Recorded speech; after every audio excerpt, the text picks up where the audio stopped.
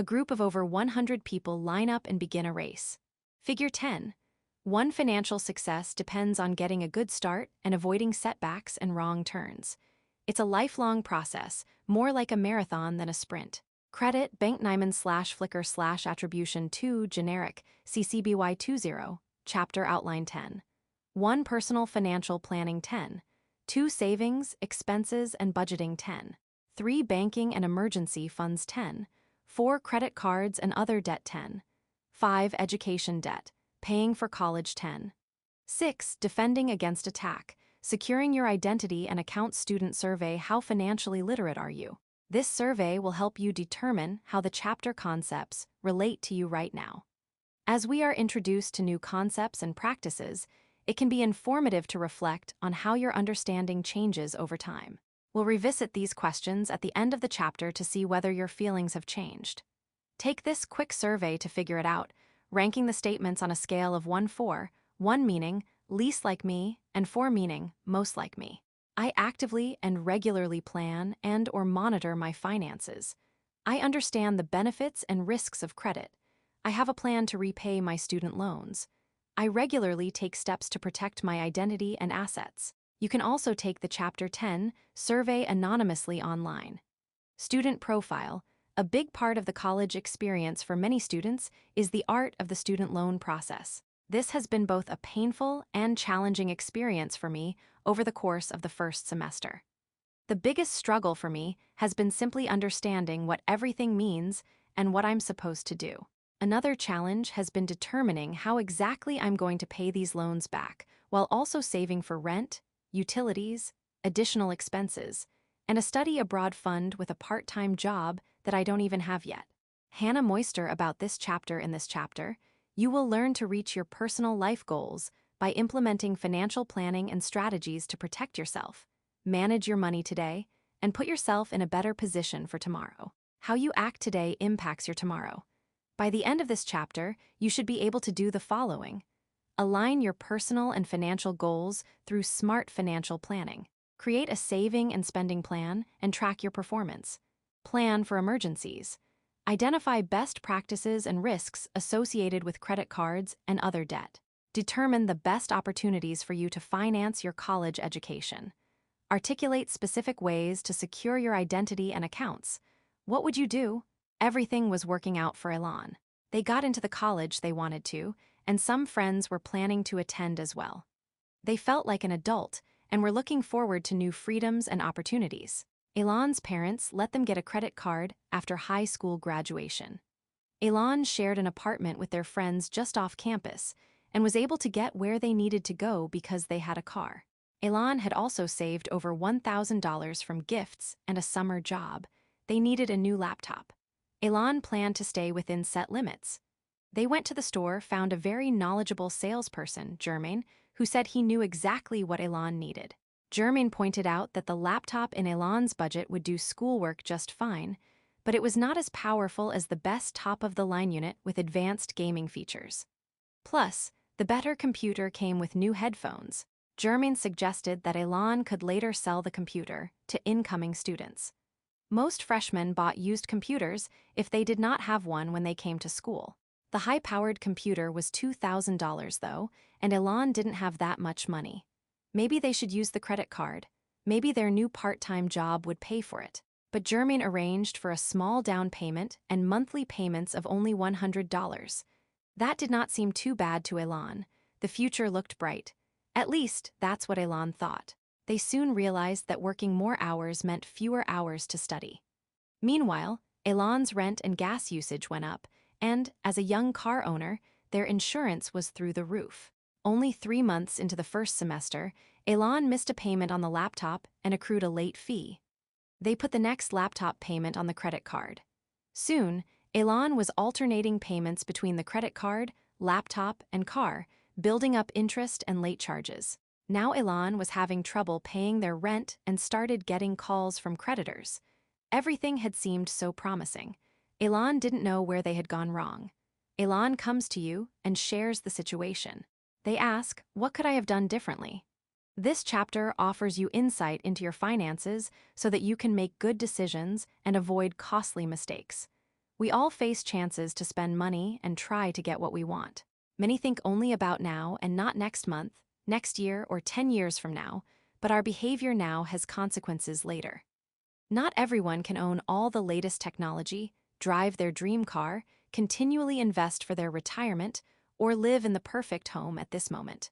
But by understanding the different components of earning money, banking, credit, and budgeting, you can begin working toward your personal and financial goals. We'll also discuss a related topic, safeguarding your accounts and personal information, which is critical to protecting everything you've worked for. By the end of this chapter, you will have good insights for Elan. And you, questions to consider. What simple steps do I take to create a financial plan? How do I use financial planning in everyday life? How is the financial planning process implemented for every purchase? If you fail to plan, you are planning to fail. Honestly, practicing money management is that hard to figure out. In many ways, it's similar to playing a video game. The first time you play a game, you may feel awkward or have the lowest score. Playing for a while can make you okay at the game. But if you learn the rules of the game, figure out how to best use each tool in the game, read strategy guides from experts, and practice, you can get really good at it. Money management is the same. It's not enough to figure it out as you go. If you want to get good at managing your money, you must treat money like you treat your favorite game. You have to come at it with a well-researched plan. Research has shown that people with stronger finances are healthier 1 and happier 2, have better marriages 3, and even have better cognitive functioning. For what students say, what is your top immediate financial priority? Minimizing debt, get a better job, pay for college, move out on my own, get a car, increase my savings, or money on hand. Which aspect of your finances concerns you the most? The amount of debt I have, or will have, getting a job that will pay well enough, being financially independent, supporting my family, planning, saving for the future, when considering how to pay for college. Which of the following do you know least about? Grants, scholarships, loans, work-study programs. You can also take the anonymous What Students Say surveys to add your voice to this textbook. Your responses will be included in updates. You can also take the anonymous What Students Say surveys to add your voice to this textbook. Your responses will be included in updates. Students offer their views on these questions, and the results are displayed in the graphs below. What is your top immediate financial priority? A horizontal bar graph plots the responses of a survey determining top immediate financial priority of an individual. Figure 10. 2. Which aspect of your finances concerns you the most? A horizontal bar graph plots which aspect of the finances concerns an individual the most. Figure 10. 3. When considering how to pay for college, which of the following do you know least about? A horizontal bar graph plots data for when considering how to pay for college. Which of the following does an individual know least about? Figure 10.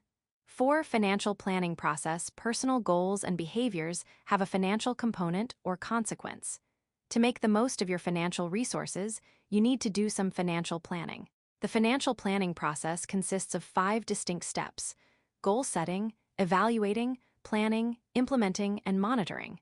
You can read in more depth about SMART goals in Chapter 3. Financial planning in 5 steps. Develop personal goals. What do I want my life to look like? Identify and evaluate alternatives for achieving goals for my situation. What do my savings, debt, income, and expenses look like? What creative ways are available to get the life I want? Write my financial plan. What small steps can I take to start working toward my goals? Implement the plan. Begin taking those steps, even if I can only do a few small things each week. Monitor and adjust the plan. Make sure I don't get distracted by life. Keep taking those small steps each week. Make adjustments when needed.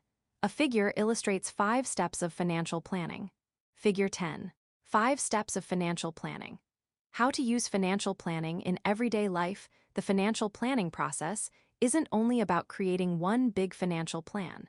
You can also use it to get a better deal when you buy a car or computer or rent an apartment. In fact, anytime you are thinking about spending a lot of money, you can use the financial planning process to pay less and get more. To explore financial planning in depth, we'll use the example of buying a car. 1. Develop goals first. What do you really need? If you're looking for a car, you probably need transportation. Before you decide to buy a car, consider alternatives to buying a car. Could you take a bus, walk, or bike instead? Often one goal can impact another goal. Cars are typically not good financial investments. We have cars for convenience and necessity, to earn an income and to enjoy life. Financially, they are an expense. They lose value or depreciate rather than increasing in value like savings. So buying a car may slow your savings or retirement plan goals. Cars continually use up cash for gas, repairs, taxes, parking, and so on. Keep this in mind throughout the planning process. 2. Identify and evaluate alternatives for achieving goals in your current situation. For this example, let's assume that you have determined the best alternative is to buy a car. Do you need a new car? Will your current car last with some upkeep? Consider a used car over a new one. On average, a new car will lose 1/5 of its value during its first year. 5. Buying a 1-year-old car is like getting a practically new car for a 20% discount. So in many cases, the best deal may be to buy a 5 or 6-year-old car. Sites such as the Kelley Blue Book website, KBB.com and Edmunds.com can show you depreciation tables for the cars you are considering. Perhaps someone in your family has a car they will sell you at a discount. Do you know how much it will cost in total to own the car? It will help to check out the total cost of ownership tools, also on KBB.com and Edmunds.com, to estimate how much each car will cost you in maintenance, repairs, gas, and insurance. A cheap car that gets poor gas mileage and breaks down all the time will actually cost you more in the long run. A Chevrolet Impala car parked on a grassy patch of land. Various other cars of different make and model are parked behind in what seems like a parking lot. Figure 10. 6. Weighing all the factors is critical when deciding on any purchase, especially a major one like a car. Credit: Greg G. Jurdengen /Flickr /attribution 2 generic CCBY 20. 3. Write down your financial plan goal item details budget timeline transportation car 2014 Toyota Camry Black AC power windows less than 60 0 miles car $12 0 max down payment $3 $0 insurance $100 Mo sales tax $900 plus licensing $145 cash needed $4 145 have $3,600 in savings for this. Save $50 week. Purchase in approximately 11 weeks.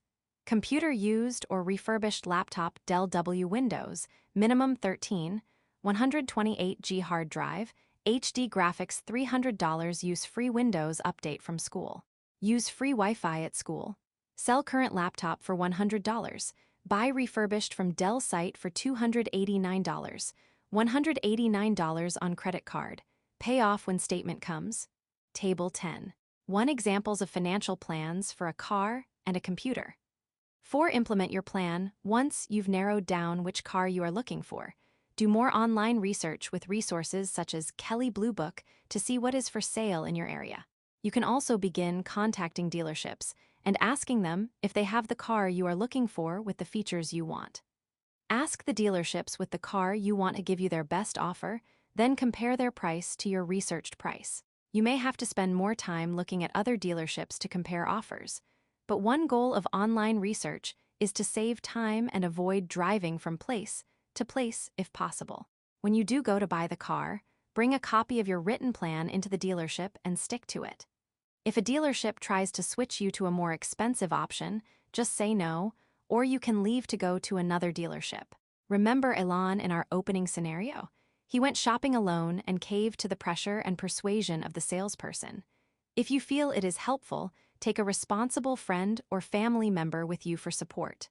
5. Monitor and adjust the plan to changing circumstances and new life goals. Life changes, and things wear out. Keep up the recommended maintenance on the car or any other purchase. Keep saving money for your emergency fund, then for your next car. The worst time to buy a car is when your current car breaks down, because you are easier to take advantage of when you are desperate. When your car starts giving you trouble or your life circumstances start to change, you will be ready to shop smart again. A good practice is to keep making car payments once the car loan is paid off. If you are paying $300 per month for a car loan, when the loan is paid off, put $300 per month into a savings account for a new car instead. Do it long enough, and you can buy your next car using your own money. Use the financial planning process for everything. The same process can be used to make every major purchase in your life. When you rent an apartment, begin with the same assessment of your current financial situation, what you need in an apartment, and what goals it will impact or fulfill. Then look for an apartment using a written plan to avoid being sold on a more expensive place than you want. You can even use the process of assessing and planning for small things, such as buying textbooks or weekly groceries. While saving a few bucks each week may seem like a small deal, you will gain practice using the financial planning process, so it will become automatic for when you make the big decisions in life. Stick to your plan. Questions to consider. How is the flow of money best measured? How do I keep things balanced? Do not save what is left after spending. Instead, spend what is left after saving. Warren Buffett. 6. What is the best way to get to the Mississippi River from here? Do you know? To answer the question, even with a map app, you would need to know where you are starting from and exactly where on the river you want to arrive before you can map the best route. Our financial lives need maps, too. You need to know where you are now and where you want to end up in order to map a course to meet the goal. You map your financial path using a spending and savings plan, or budget, which tracks your income, savings, and spending. You check on your progress using a balance sheet that lists your assets, or what you own, and your liabilities, or what you owe. A balance sheet is like a snapshot, a moment in time that we use to check our progress. Budgets. The term budget is unpleasant to some people because it just looks like work. But who will care more about your money than you? We all want to know if we have enough money to pay our bills, travel, get an education, buy a car, etc. Technically, a budget is a specific financial plan for a specified time. Budgets have 3 elements: income, saving and investing, and expenses. A figure illustrates ways to plan your budget. Figure 10. 7. A budget is a specific financial plan for a finite amount of time. For example, you can set a budget for your family for a year.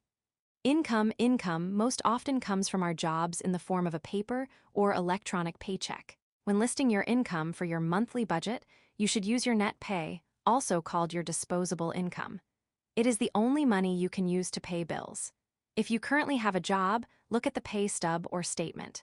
You will find gross pay, then some money deducted for a variety of taxes, leaving a smaller amount, your net pay. Sometimes you have the opportunity to have some other, optional deductions taken from your paycheck before you get your net pay. Examples of optional deductions include 401(k) or health insurance payments.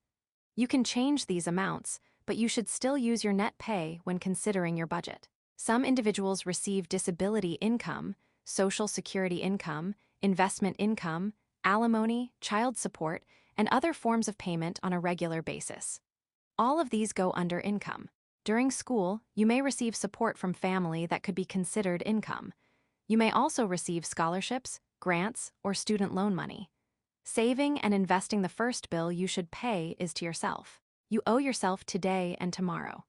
That means you should set aside a certain amount of money for savings and investments before paying bills and making discretionary or optional purchases. Savings can be for an emergency fund or for short-term goals such as education, a wedding, travel, or a car.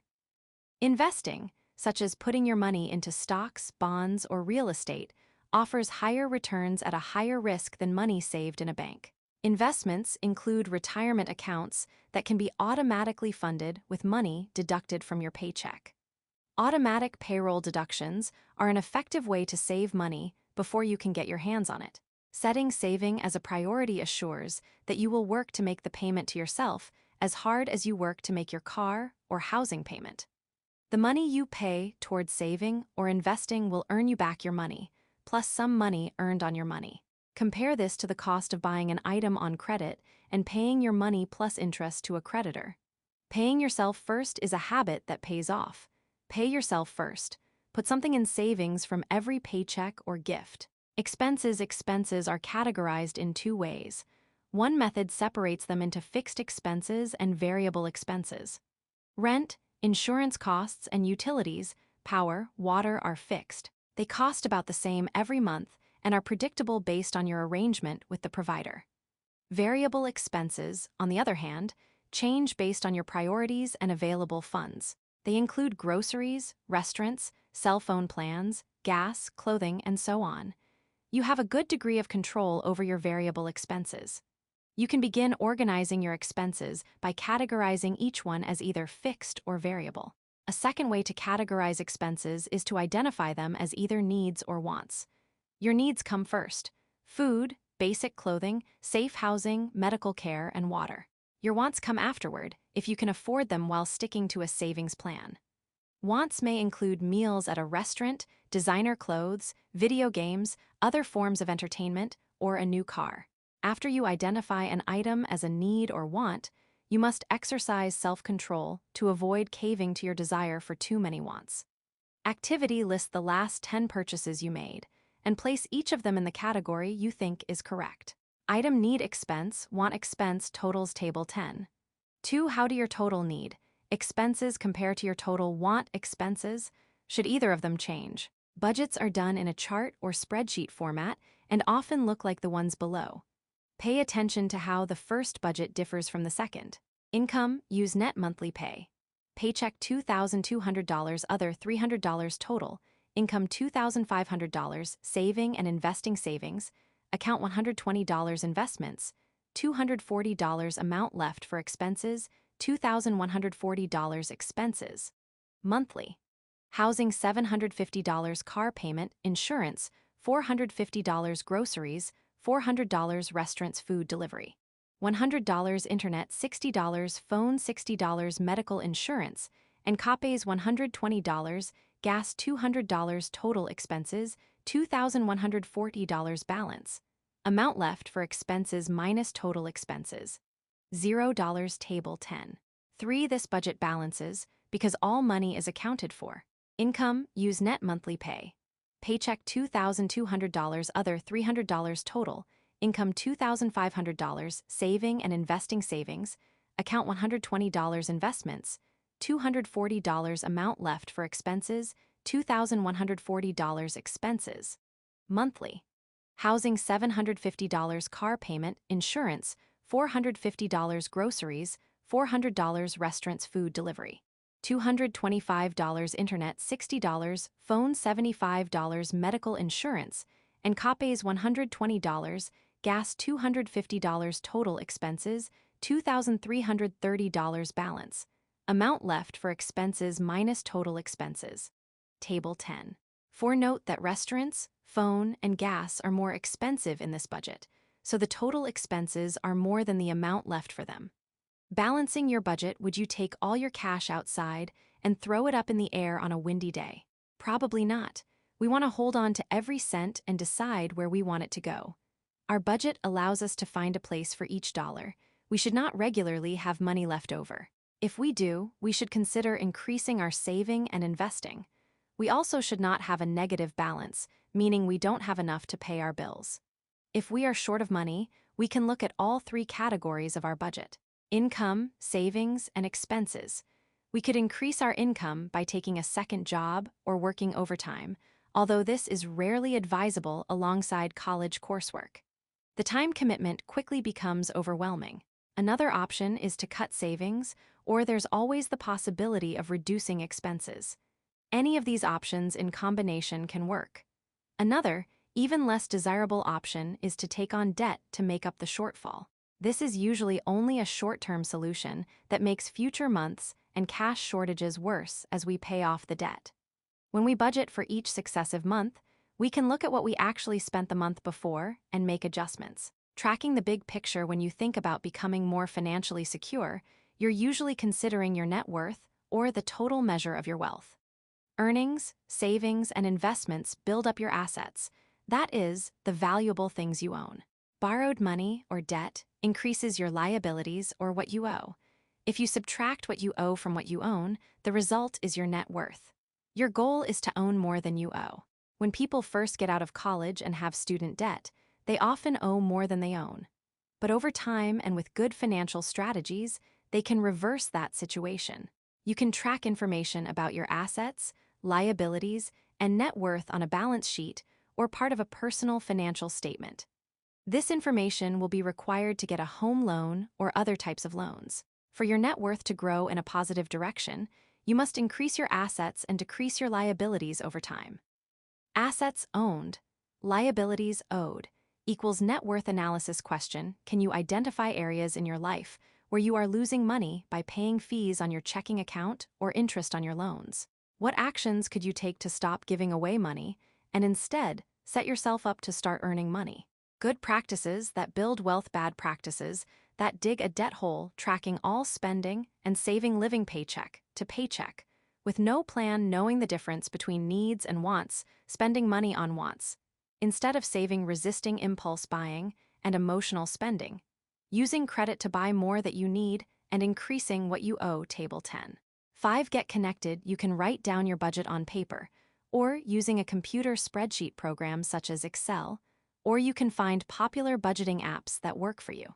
7. Some apps link to your accounts and offer other services such as tracking credit cards and your credit score. The key is to find an app that does what you need and use it. Here are some examples. Mint Envelopes, Wally Good Budget. Questions to consider. How do I plan appropriately for a financial emergency? What do I need to keep in mind when it comes to the banking system? Emergency funds. Time and unexpected events affect us all. King Solomon. Plan on the unplanned happening to you.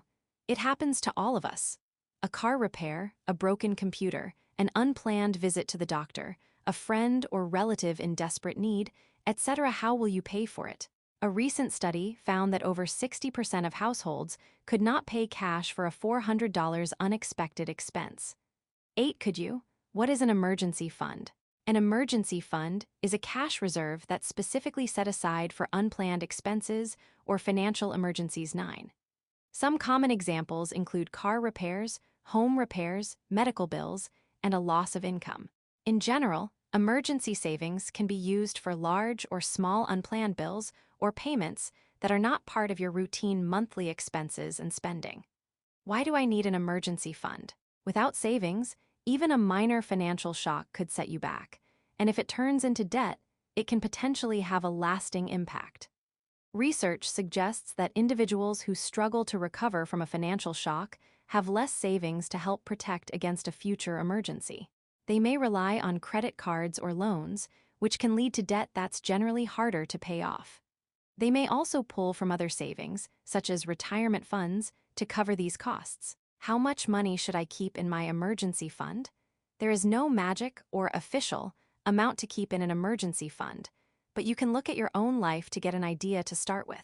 How much could you put into a bank account to have for emergencies? Some students and their parents will not have a problem paying for most emergencies, but many students are on their own. What can you save up over time? A common recommendation for graduates with full-time jobs is perhaps 3 to 6 months worth of expenses. This may not be practical for you. A large sampling of students in financial literacy classes recommend approximately $1,000. $1,000 can cover a lot of small to medium unexpected expenses, such as last-minute textbooks, computer repair or replacement, car repair, or a prescription or doctor's visit. The emergency fund is best kept separate from other money for living expenses to protect it as emergency money. While you could keep cash, an emergency fund is often best kept in a bank, in order to avoid theft or loss and still have easy access by debit card or ATM. Pizza is not an emergency. A photo shows an overhead view of an iPhone with shattered screen. Figure 10. 8 emergency funds can cover the cost of a broken phone. Credit. Simon Clancy /Flickr /attribution 2. Generic CCBY20. How do I create an emergency fund? Emergency funds can be created quickly if you have the money, or over time if you need to save a little from each paycheck, loan, or gift. You can use a financial planning tool similar to the one in Section 10. 1. Follow these steps. Set an emergency fund goal. Identify an amount to keep on hand. Determine how to fund it, monthly or all at once. Decide where you will keep your fund, e.g., a savings account, and set specific dates to deposit money in it. Start now. Analysis question. How do you feel when you do not have enough money for something? Will you stop spending on some wants while you build up your emergency fund? Safety and success. Bank on it. The banking system in the United States is one of the safest and most regulated banking systems in the world. A host of federal and state agencies regulate financial institutions to keep them from accidentally or purposefully losing customer money.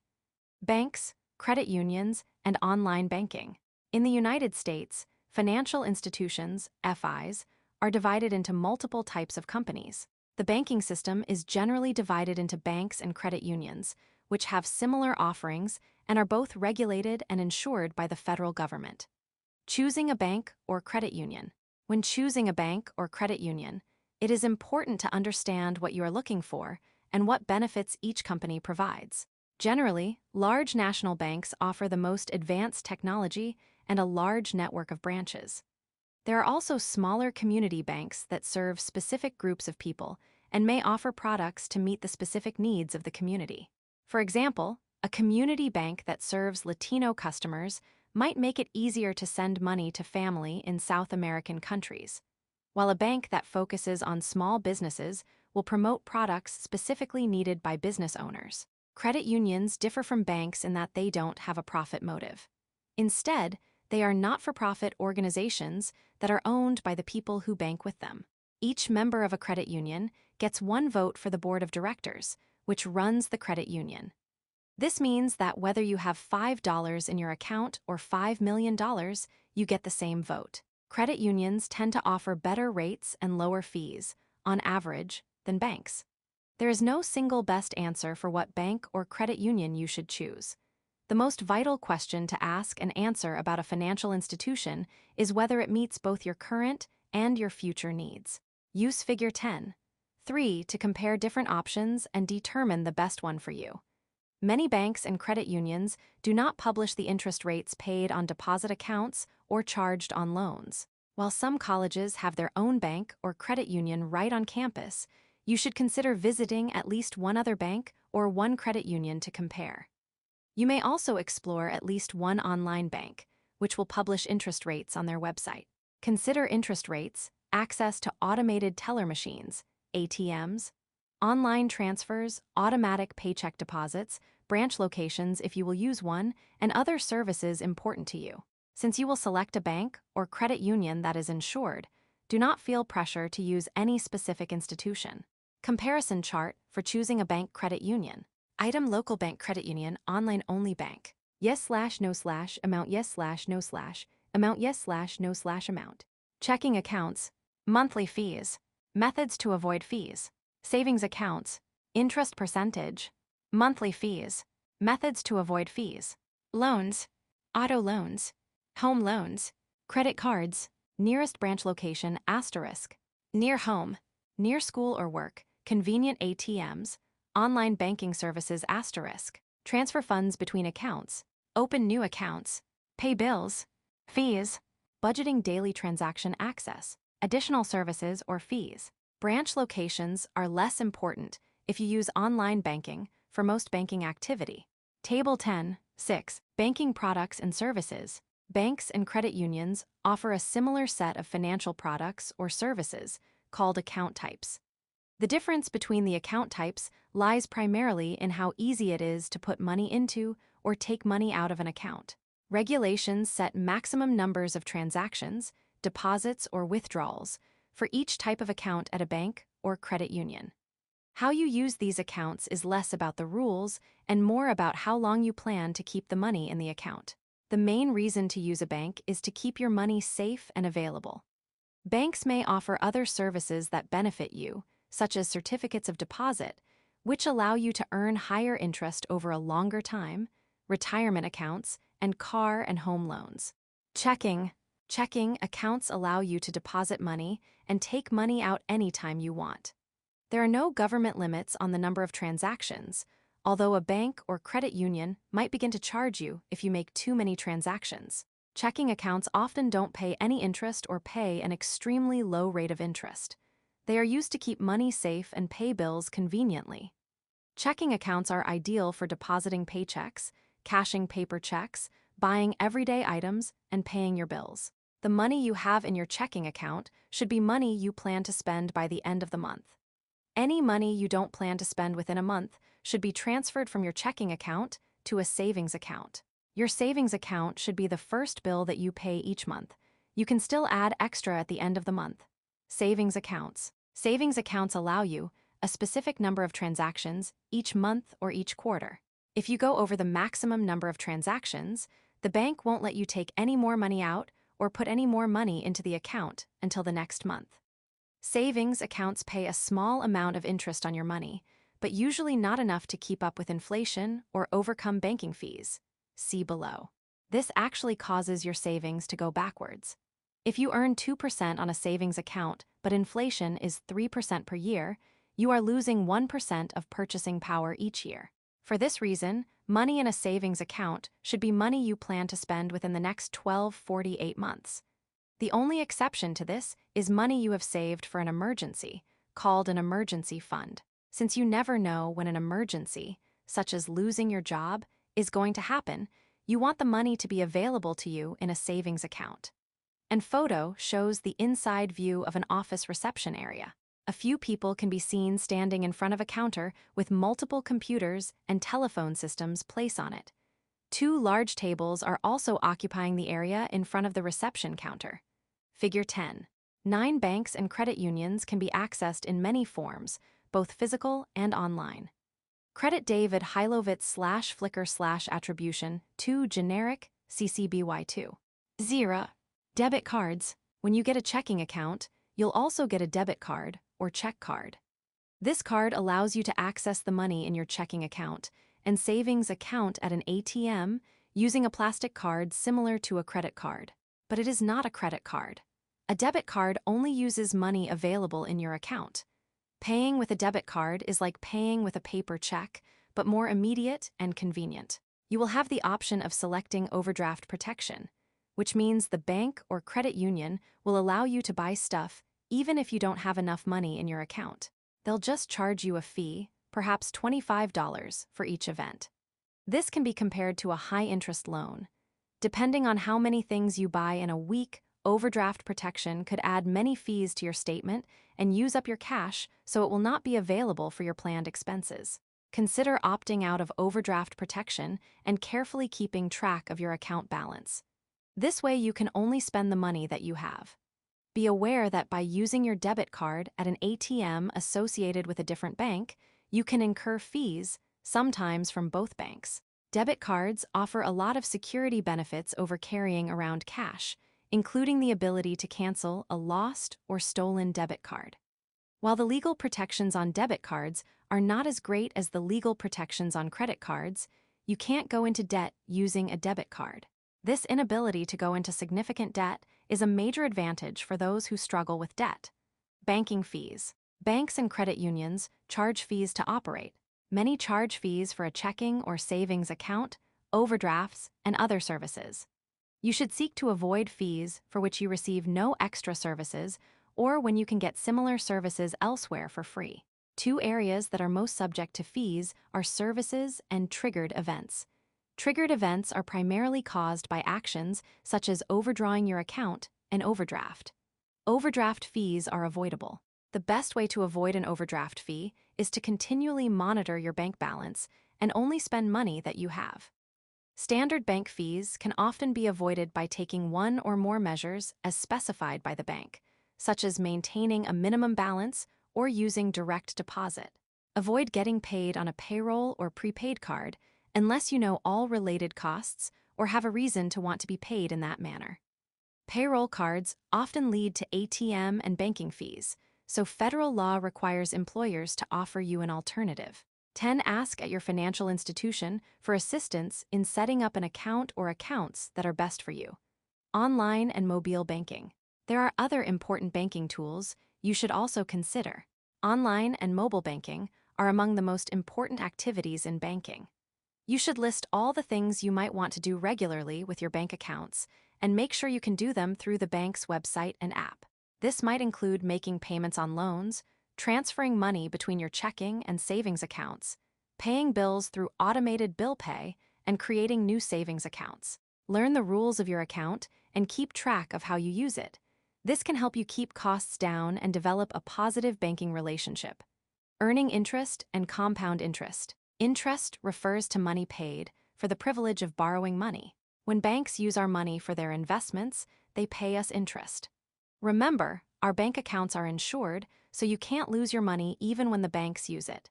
When you take out a loan using the bank's money, you pay the bank interest.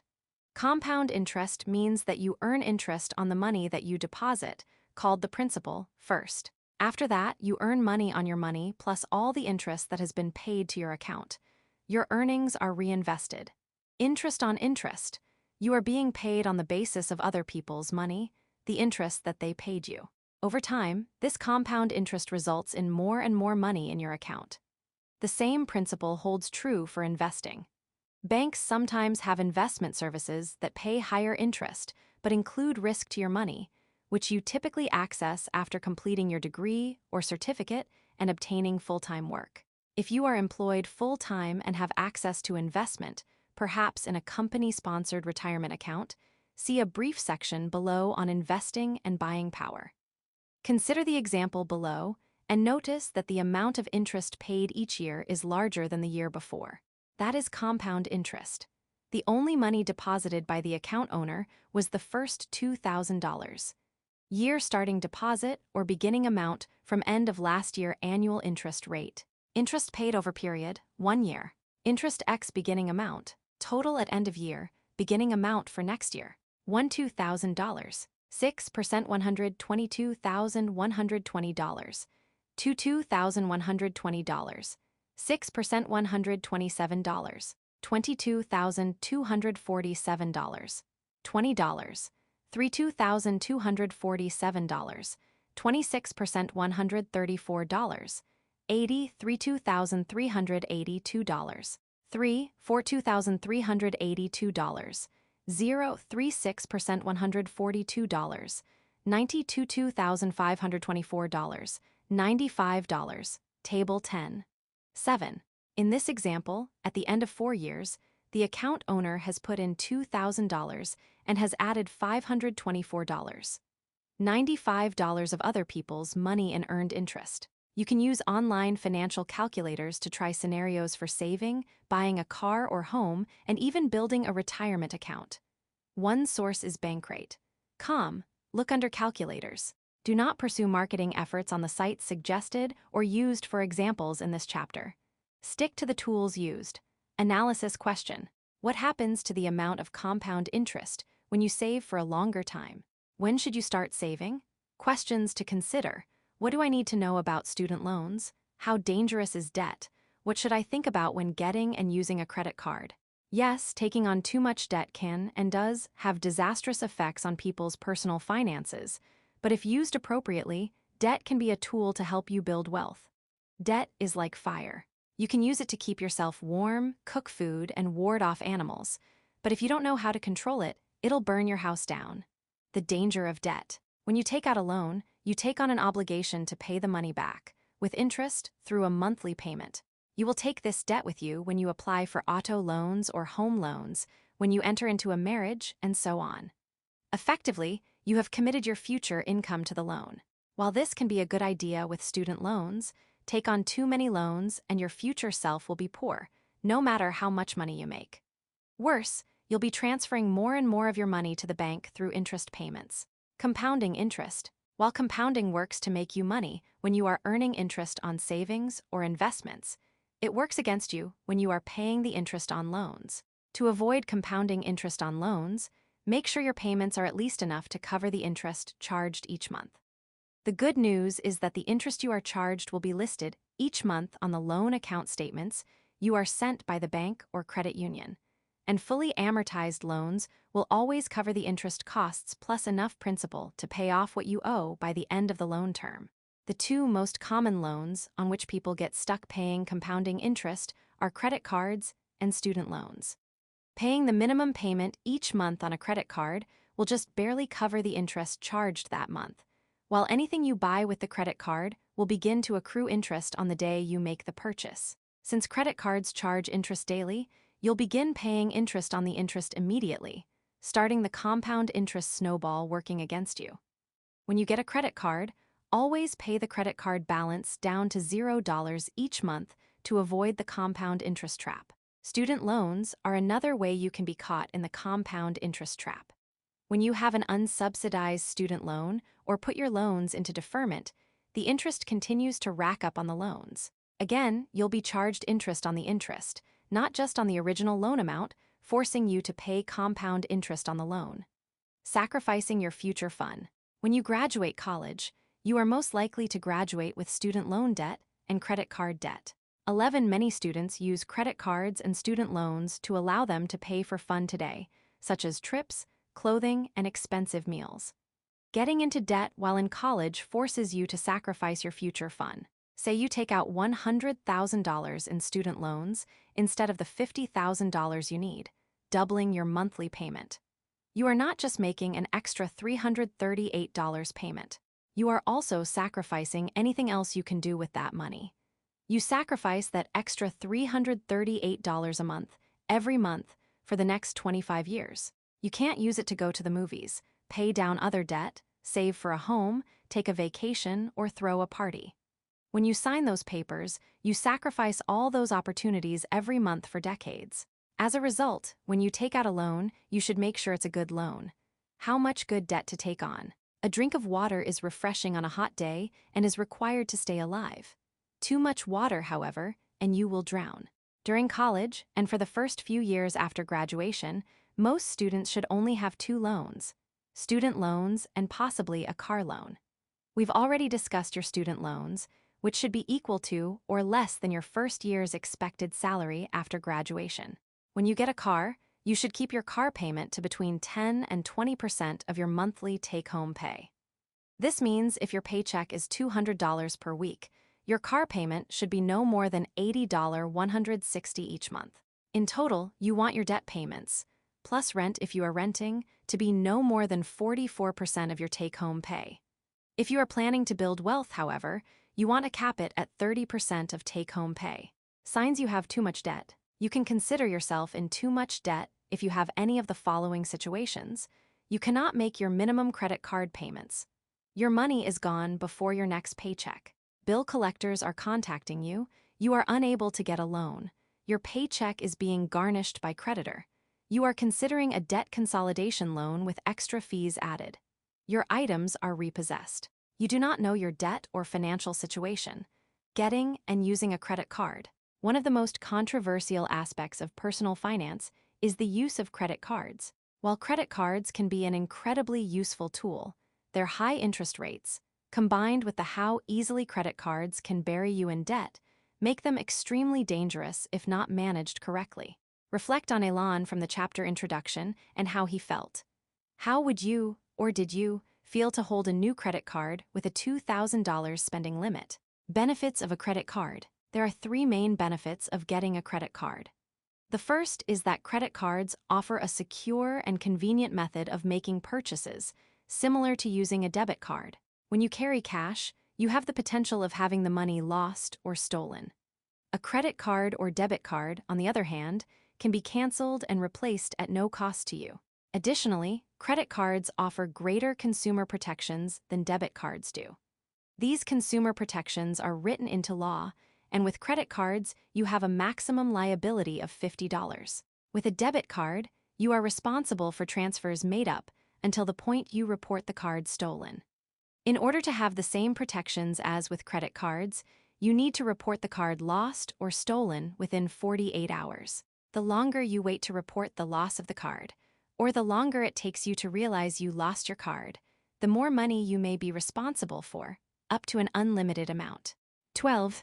The final benefit is that a credit card will allow you to build your credit score, which is helpful in many aspects of life.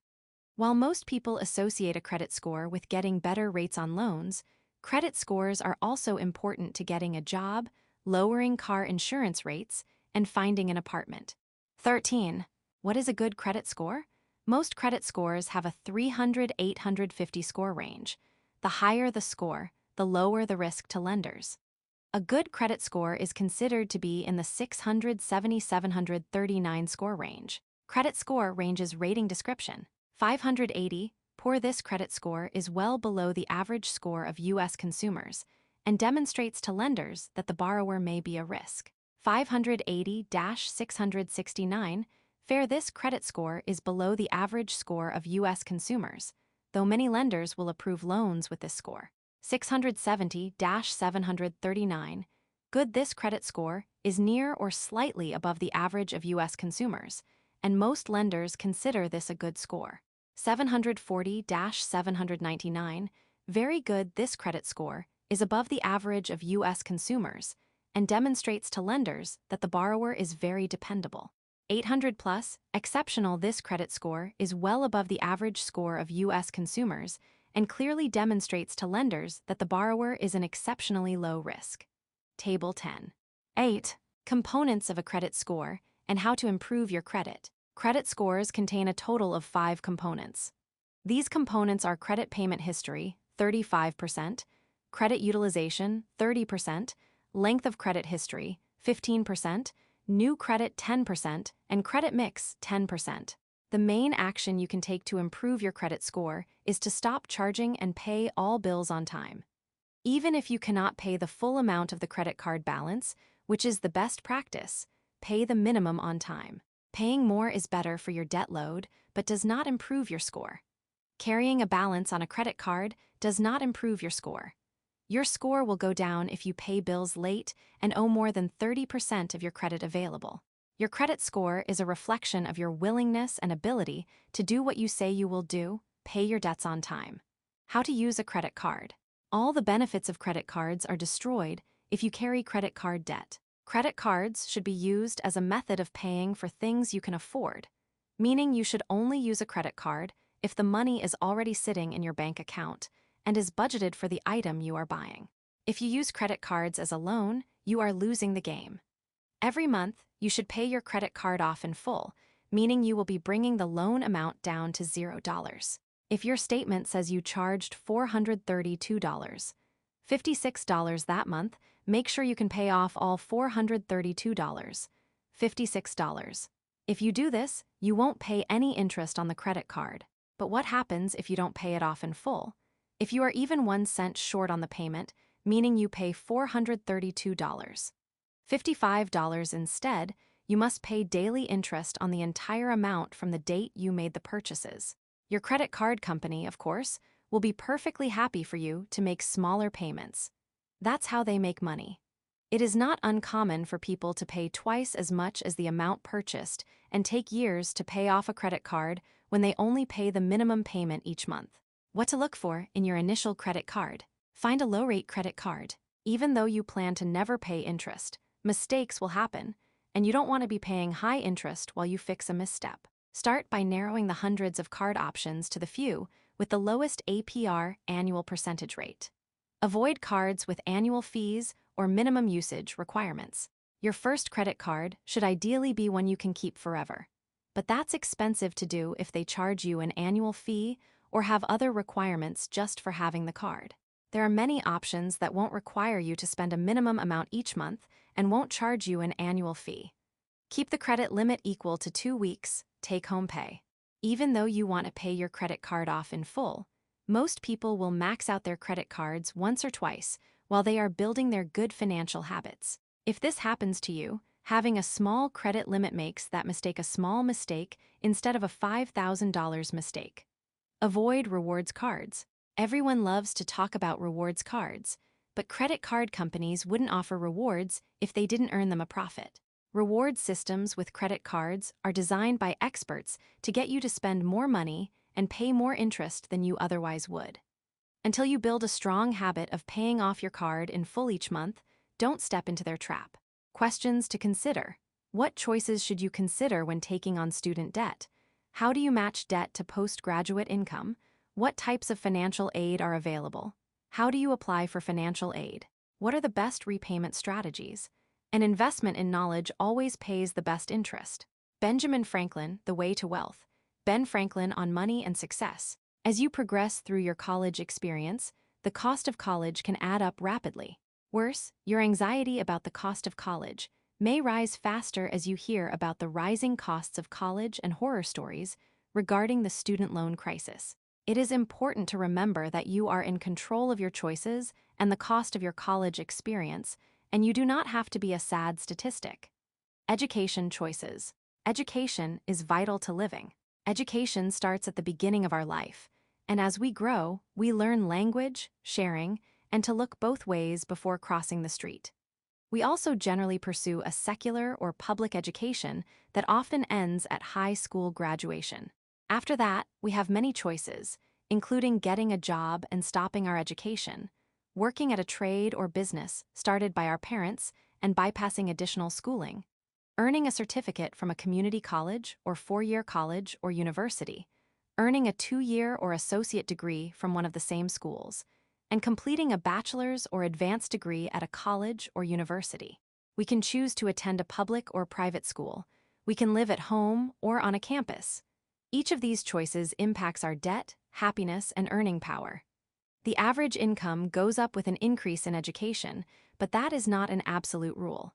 The New York Federal Reserve Bank reported in 2017 that approximately 34% of college graduates worked in a job that did not require a college degree. 14, and in 2013. CNN Money reported on a study from Georgetown University's Center on Education, and the workforce showing that nearly 30% of Americans with two-year degrees are now earning more than graduates with bachelor's degrees. 15, of course, many well-paying occupations do require a bachelor's or master's degree.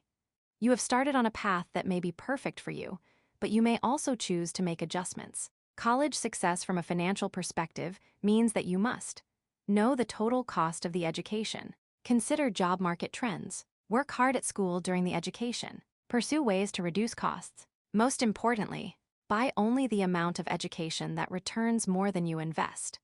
According to U.S. News and World Report, the average cost of college, including university, tuition, and fees, varies widely.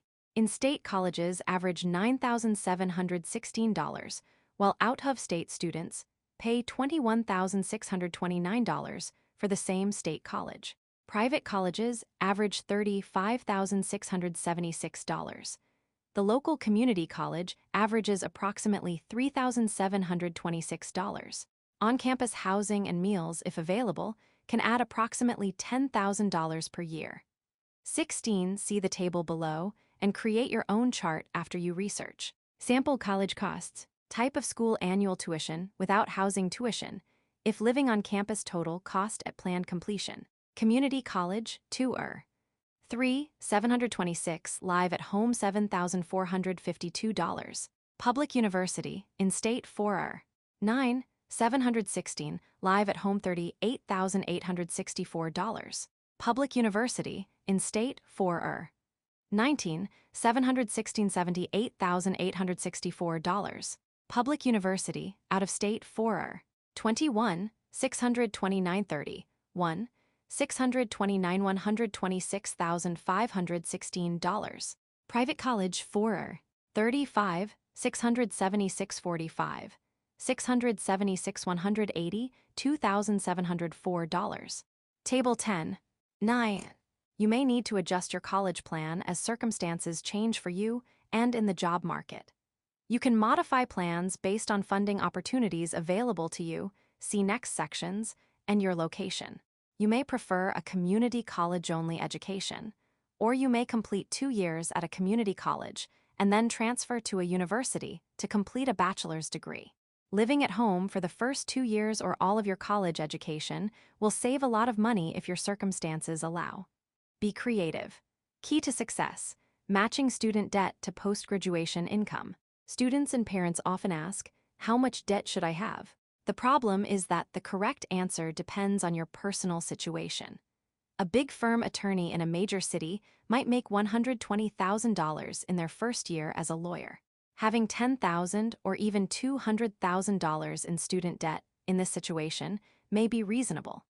But a high school teacher making $40,000 in their first year would never be able to pay off the debt.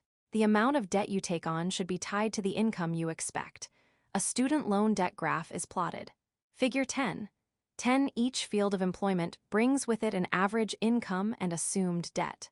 This graph shows the impact of an attorney's income versus debt, and then compares a teacher who took a $100,000 loan with one who took a $30,000 loan. Note the teacher's income is the same in both cases.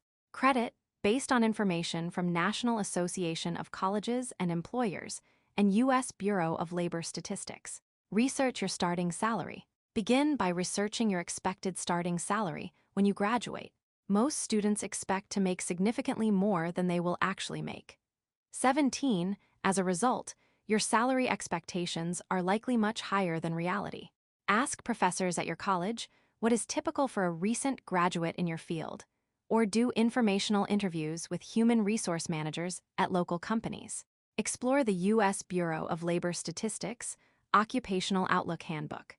PayScale also has a handy tool for getting general information based on your personal experience and location. Search websites and talk to employees of companies that interest you for future employment to identify real starting salaries. Undergraduate degree, 1x annual salary. For students working toward a bachelor's or associate degree, both forms of undergraduate degrees, you should try to keep your student loans equal to or less than your expected first-year salary. So if, based on research, you expect to make $40,000 in your first year out of college, then $33,000 in student loans would be a reasonable amount for you to pay out of a monthly budget with some sacrifice. Advanced degrees, 1-2x annual salary.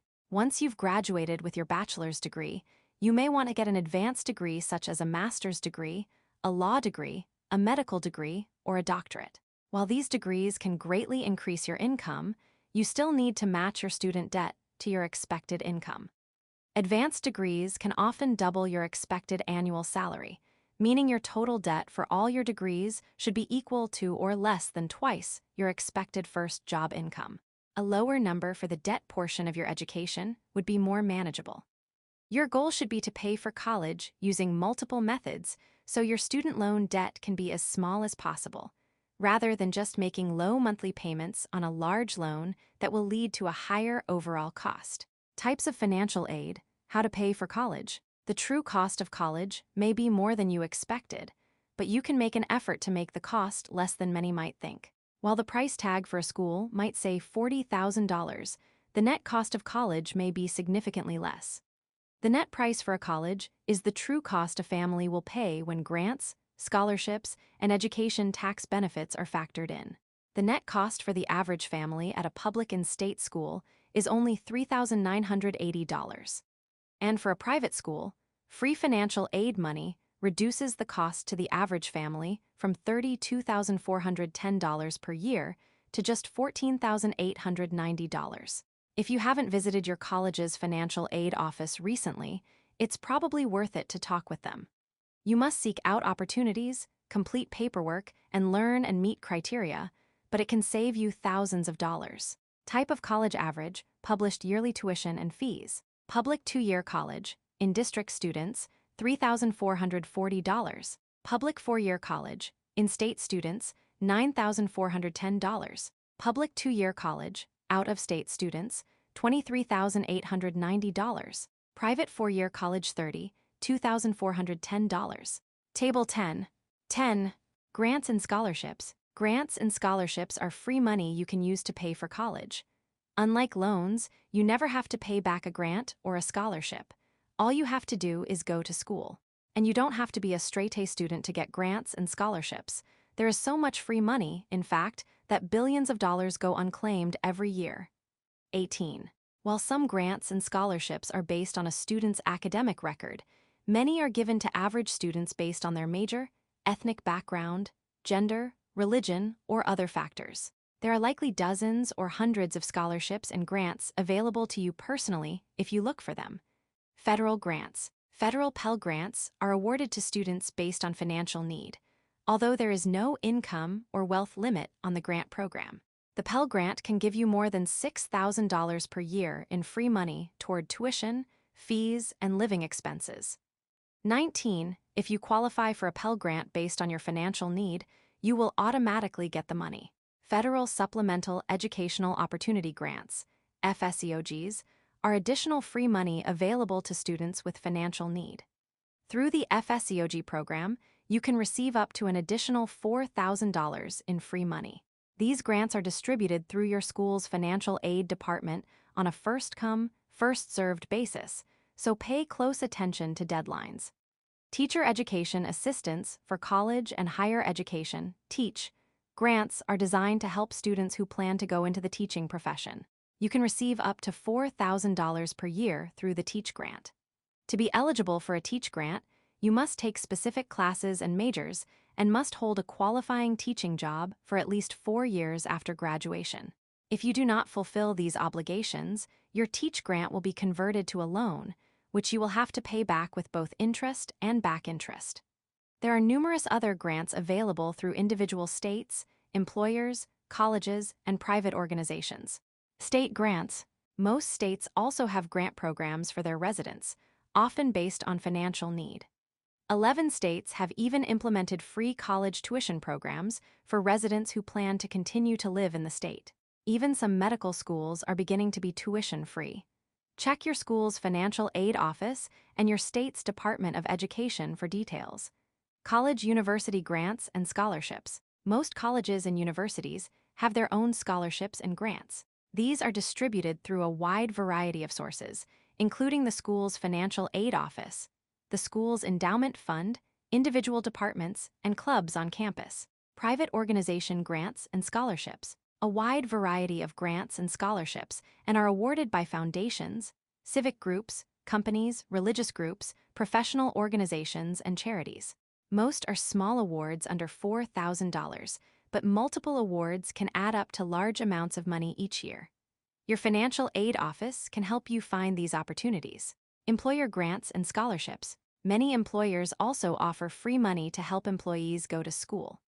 A common work benefit is a tuition reimbursement program, where employers will pay students extra money to cover the cost of tuition once they've earned a passing grade in a college class.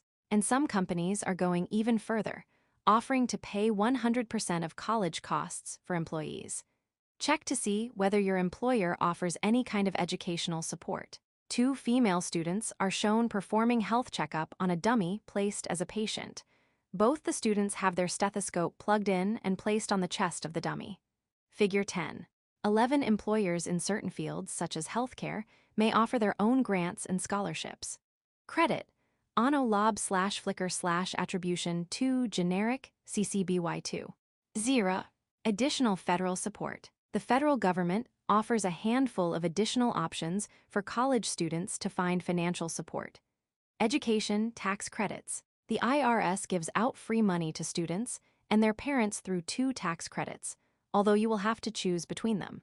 The American Opportunity Tax Credit, AOTC, will refund up to $2,500 of qualifying education expenses per eligible student, while the Lifetime Learning Credit, LLC, refunds up to $2,000 per year regardless of the number of qualifying students. While the AOTC may be a better tax credit to choose for some, it can only be claimed for 4 years for each student, and it has other limitations. The LLC has fewer limitations, and there is no limit on the number of years you can claim it. Lifetime learners and non-traditional students may consider the LLC a better choice. Calculate the benefits for your situation. The IRS warns taxpayers to be careful when claiming the credits. There are potential penalties for incorrectly claiming the credits, and you or your family should consult a tax professional or financial advisor when claiming these credits. Federal Work-Study Program. The Federal Work-Study Program provides part-time jobs through colleges and universities to students who are enrolled in the school. The program offers students the opportunity to work in their field, for their school, or for a nonprofit or civic organization to help pay for the cost of college. If your school participates in the program, it will be offered through your school's financial aid office. Student loans. Federal student loans are offered through the U.S. Department of Education and are designed to give easy and inexpensive access to loans for school. You don't have to make payments on the loans while you are in school, and the interest on the loans is tax deductible for most people. Direct loans, also called Federal Stafford loans, have a competitive fixed interest rate and don't require a credit check or cosigner. Direct subsidized loans. Direct subsidized loans are federal student loans on which the government pays the interest while you are in school. Direct subsidized loans are made based on financial need as calculated from the information you provide in your application. Qualifying students can get up to $3,500 in subsidized loans in their first year, $4,500 in their second year, and $5,500 in later years of their college education. Direct unsubsidized loans. Direct unsubsidized loans are federal loans on which you are charged interest while you are in school. If you don't make interest payments while in school, the interest will be added to the loan amount each year and will result in a larger student loan balance when you graduate. The amount you can borrow each year depends on numerous factors, with a maximum of $12,500 annually for undergraduates and $20,500 annually for professional or graduate students. There are also aggregate loan limits that apply to put a maximum cap on the total amount you can borrow for student loans. Direct plus loans. Direct plus loans are additional loans a parent, grandparent, or graduate student can take out to help pay for additional costs of college. Plus loans require a credit check and have higher interest rates, but the interest is still tax deductible. The maximum plus loan you can receive is the remaining cost of attending the school. Parents and other family members should be careful when taking out plus loans on behalf of a child. Whoever is on the loan is responsible for the loan forever, and the loan generally cannot be forgiven in bankruptcy. The government can also take Social Security benefits should the loan not be repaid. Private loans. Private loans are also available for students who need them from banks, credit unions, private investors, and even predatory lenders. But with all the other resources for paying for college, a private loan is generally unnecessary and unwise. Private loans will require a credit check and potentially a cosigner. They will likely have higher interest rates, and the interest is not tax deductible. As a general rule, you should be wary of private student loans or avoid them altogether. Repayment strategies. Payments on student loans will begin shortly after you graduate. While many websites, financial gurus, and talking heads in the media will encourage you to pay off your student loans as quickly as possible, you should give careful consideration to your repayment options and how they may impact your financial plans. Quickly paying off your student loans or refinancing your student loans into a private loan may be the worst option available to you. Payment plans. The federal government has 8 separate loan repayment programs, each with their own way of calculating the payment you owe. 5 of the programs tie loan payments to your income, which can make it easier to afford your student loans when you are just starting off in your career. The programs are described briefly below, but you should seek the help of a licensed fiduciary financial advisor familiar with student loans when making decisions related to student loan payment plans. The standard repayment plan sets a consistent monthly payment to pay off your loan within 10 years or up to 30 years for consolidated loans. You can also choose a graduated repayment plan, which will begin with lower payments and then increase the payment every 2 years. The graduated plan is also designed to pay off your student loans in 10 years or up to 30 years for consolidated loans. A third option is the extended repayment plan, which provides a fixed or graduated payment for up to 25 years. However, none of these programs are ideal for individuals planning to seek loan forgiveness options, which are discussed below. Beyond the normal repayment options, the government offers 5 income-based repayment options. 1. The Pay-As-You-Earn (PAYE) repayment plan. 2. The Revised Pay-As-You-Earn (REPAYE) repayment plan. 3. The Income-Based Repayment (IBR) plan. 4. The Income Contingent Repayment (ICR) plan. And 5. The Income Sensitive Repayment (ISR) plan. Each program has its method of calculating payments, along with specific requirements for eligibility and rules for staying eligible in the program. Many income-based repayment plans are also eligible for loan forgiveness after a set period of time, assuming you follow all the rules and remain eligible. Loan forgiveness programs. Many income-based repayment options also have a loan forgiveness feature built into the repayment plan. If you make 100% of your payments on time and follow all the other plan rules, any remaining loan balance at the end of the plan repayment term, typically 20 to 30 years, will be forgiven. This means you will not have to pay the remainder on your student loans.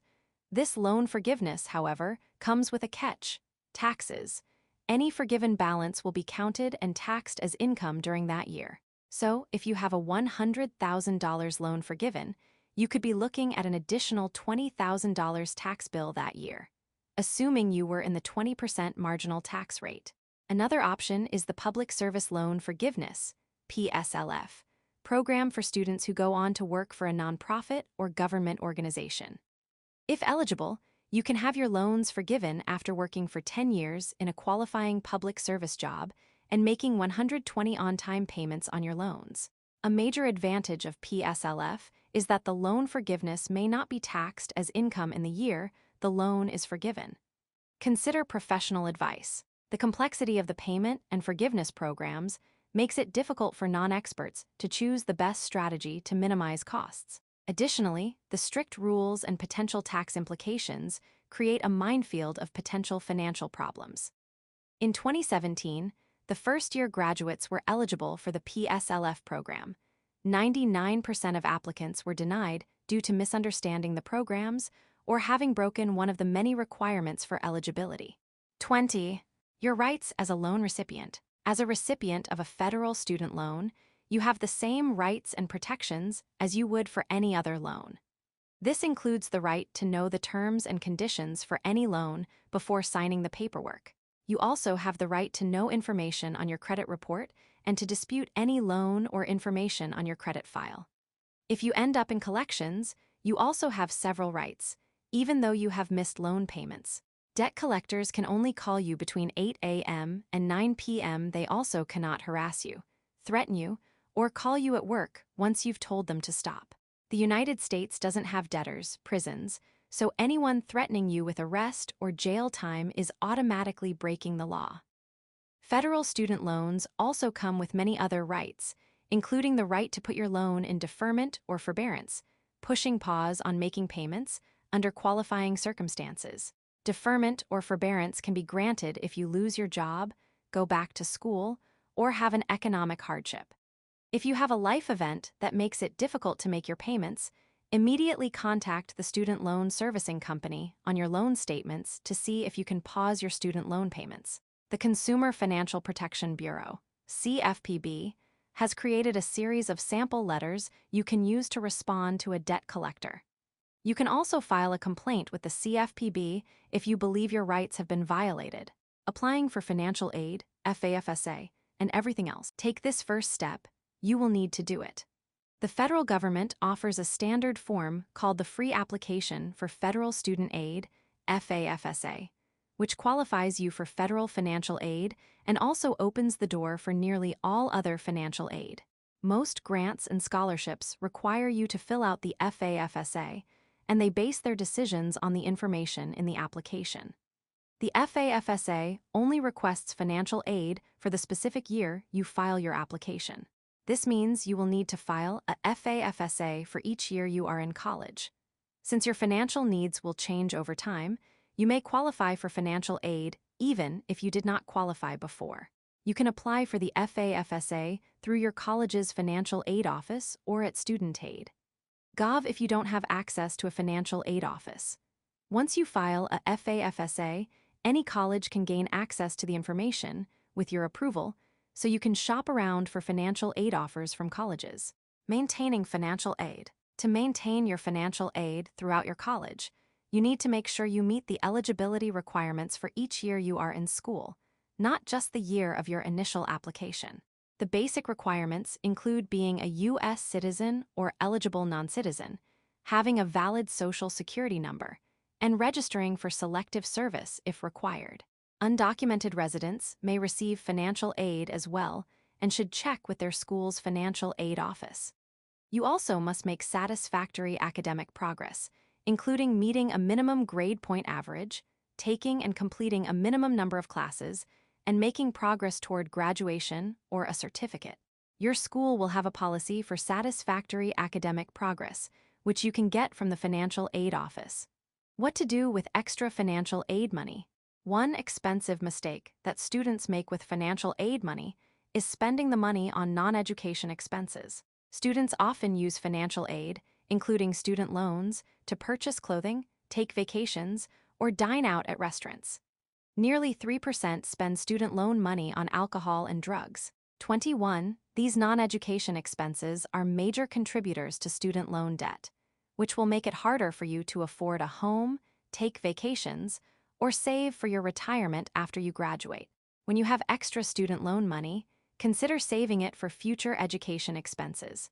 Just like you will need an emergency fund all your adult life, you will want an emergency fund for college when expensive books or travel abroad programs present unexpected costs. If you make it through your college years with extra money in your savings, you can use the money to help pay down debt. Analysis question. A closer look. How much student loan debt do you currently have, and how much do you think you'll have by the end of college? How could this debt impact your future? Questions to consider. How should you manage passwords and online security? What's the best way to deal with identity theft? How can you get help and avoid scams? Identity theft is one of the fastest growing crimes in the United States, and the FBI estimates that more than 10 million new victims are harmed each year. 22 among the problems contributing to this rapid increase in identity theft are the significant amount of data stored online and the poor security practices of both individuals and companies. In 2017, Equifax announced that their security had been breached and the data of every adult in the country was likely compromised. 23. Passwords and security. The first line of defense to prevent identity theft is to create strong passwords and take other security measures with your online accounts. An important factor in the strength of a password is the length of the password. 24. This means a password of 12 characters or more is desirable. Consider using passphrases or short sentences rather than passwords. You should vary your passphrases for each site so a hacker that gets your password can only use it for a single site. Government agencies and security experts are recommending password management software, such as LastPass, to help with remembering all of these differing passwords. Another important strategy is to implement two-factor authentication, TFA, on all your online accounts. TFA adds another method of identifying you in addition to your password. Many TFA systems use your cell phone and will text you a code to allow you to log into your account. A criminal would then need both your password and access to your cell phone to log in. Check the settings on your email, bank website, and other accounts to see how to enable two-factor authentication. Preventing and dealing with identity theft. Setting strong passwords and enabling two-factor authentication will help keep criminals out of your online banking, email, and other important accounts. Many criminals use lower-tech methods of stealing your identity, however, including tricking or scaring you into giving out information or simply digging through your trash to find account statements. Never give info to someone who contacts you.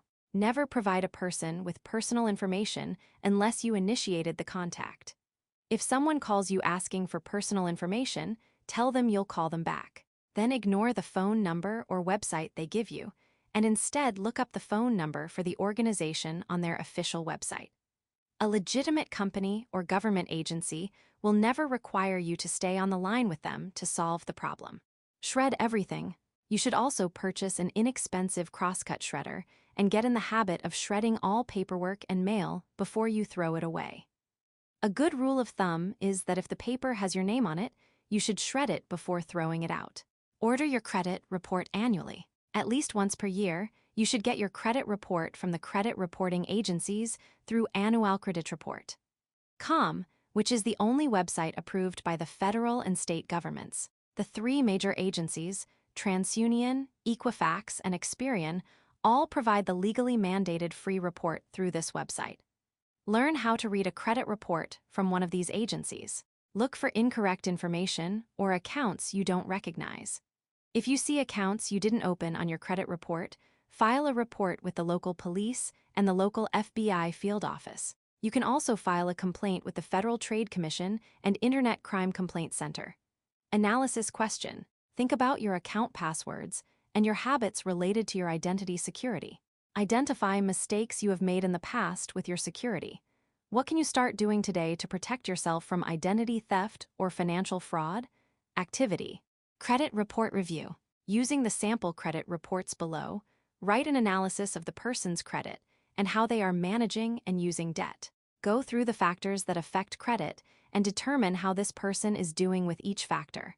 What in the report is beneficial and what is harmful? Carefully review each page for accuracy.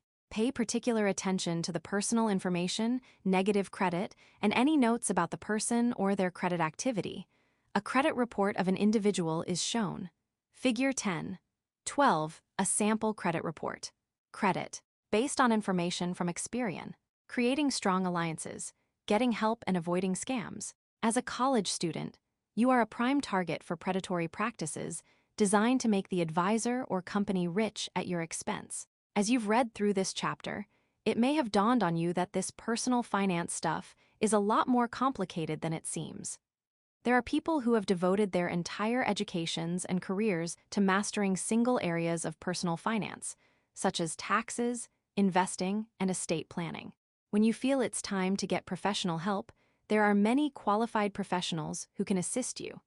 Not everyone who calls themselves a financial advisor is actually looking out for your best interest, however. The terms financial advisor, financial planner, wealth manager, and many other impressive-sounding job titles are not regulated by the government. Anyone can put these job titles on their business cards. You need to be able to differentiate between a qualified professional and those who are untrained product salespeople, predatory financial businesses, or outright scams. Predatory practices aimed at college students. As a college student, you are a prime target for predatory practices designed to make the advisor or company rich at your expense. Annuities and life insurance. Annuities and life insurance products are often aggressively sold to college students. They are generally inappropriate for college students and even most college graduates because they have high fees and lower returns than many other investment options, and the benefits are rarely needed by young people. 25. Investment schemes. Regulators identify specialized investments, such as promissory notes, real estate, oil and gas, and gold, as a major threat to investors. Investing systems, including stock picking and buying or selling strategies, are also a concern. Academic research has continually disproven these strategies. 26. If someone is pitching you on their special system or secret strategy, be extremely skeptical. Legitimate investments are regulated by government agencies and are therefore never a secret. Scam or scheme characteristics, or promises, issues, and reasons to avoid. Cash value life insurance, often sold as 7702 plans. Cash value life insurance and similar programs promise that a certain amount of the insurance premiums are set aside as a fund that can be used for expenditures such as college. If they are ever paid out, the consumer must pay taxes and may also pay fees up to 50%, losing much of the built-up value. Investment schemes. These highly optimistic, sure thing, can't miss opportunities are specifically geared toward quick rewards or paying for college. They are often specialized investments, such as real estate, gold, or oil. Sellers often rely on students' lack of resources and experience to prevent them from thoroughly investigating the opportunity or properly evaluating the contract terms. Advertising, sales, or data entry opportunities. I make $40 an hour working from home. Offers of high pay for what seems like little work are likely too good to be true.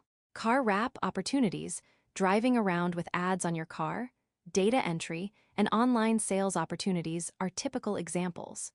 The advertised salaries are often very difficult to achieve and come with significant conditions. Some pay-first programs utilize fake checks to mislead students. Financial aid services or debt consolidation. These services offer to find advantageous financial aid packages for a fee. 27. The offers usually do not return as beneficial a package as they promise, and most financial aid can be discovered without paying for it. Phone scams. The IRS has detected tax fraud. This will be an attempt to avoid an initial appearance before a grand jury for a criminal offense. Phone scammers use threatening, official-sounding messages to scare recipients. They often demand immediate return calls or request account or identifying information. These scams are not unique to college students. As official as they sound, these are scams. The perpetrators will use any account information you provide to invade your privacy or steal your money. Too good to be true credit cards with very low introductory interest rates, a promise of points, or other impressive-sounding benefits may be offered to students on college campuses, especially during events. Low rates can explode into high rates or incur fees after a brief period or a single late payment. This is not technically fraudulent, but be very careful when reading the terms. Freebie or social media survey scams. Many legitimate companies will offer free products or ask students to complete surveys, but high-risk offerings will ask for personal information or account information.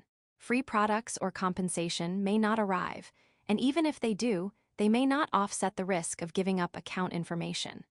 Fake universities or degree programs, diploma mills, offers may sound very legitimate and similar to real colleges. They often promise significant financial aid or degrees in just weeks or months. 28A certificate from a school with no accreditation or a poor reputation is a waste of time and money. Be certain that any college or certificate program is formally accredited, review the credentials of current faculty, and determine the job placement of alumni. Table 10. 11. Sources of good information and help. With all the high-cost, predatory, and scam financial advice out there, it is important to know where to turn for help. Personal finance classes. One option is to look for a personal finance class, which will take the concepts found in this chapter and expand on them for an entire semester. Your college may have a financial literacy, personal finance, or money management class available. Be wary of personal finance or investing classes offered through other sources, however, as many include hidden sales agendas and aggressive pitches to buy a company's financial products. Never make an investment decision, buy a product, or sign a contract at a class, and always seek advice from others on any opportunity. Websites and government resources. There are a ridiculous number of websites available to the public to help with your personal finances. When choosing a website for help, lean toward sites run by legitimate government agencies or nonprofit organizations. The first place you should look for help with finances is the official website of related government agencies. If you have a question about insurance, look to your state's insurance commissioner website. If you are having problems with your apartment, contact your city's housing authority. Government agencies not only have the authoritative word on any legal matter, but are also generally unbiased. The downside to government websites is that they can be hard to understand, with legal wording taken directly from the law. Some government agencies are also prohibited from giving advice to the public, leaving it up to you to apply the information they provide. There are also many nonprofit organizations that have been established to assist the public with finances. Nonprofit organizations may have information that is easier to understand, and they may also be able to offer personal advice. Official government websites. Personal finance. Consumer Financial Protection Bureau, Consumer Finance. Gov. Taxes, Internal Revenue Service, IRS. Gov. Retirement, Social Security Administration, SSA. Gov. Investing, Securities Exchange Commission, SEC. Gov. Investing, North American Securities Administrators Association, NASA. Org, State and Provincial Investment Regulators. Nonprofit organization websites. National Endowment for Financial Education, NEF. Org, National Foundation for Credit Counseling, NFCC. Org, Consumer Reports, Consumer Reports. Org, National Consumer Advocacy Organization. Purposeful Finance, Purposeful Finance. Org, a nonprofit organization run by this chapter's author. Your college's financial aid office. The financial aid or student aid office of your college may also be a good place to look for financial help, especially surrounding student loans. It is important to realize, however, that a conflict of interest exists between you and the financial aid advisor. Your college's financial aid office is charged with helping you find the money to go to college, but it isn't charged with making sure you don't take on too much student debt. It is possible to get good advice on getting money to pay for college that is also bad advice for your future finances. College financial aid counselors are also generally not trained in other areas of finance and should not be relied on for advice on investing, taxes, non-college debt, or other financial matters. To get help with these areas, consult a qualified professional who can guide you with fewer conflicts of interest, such as the professionals listed below.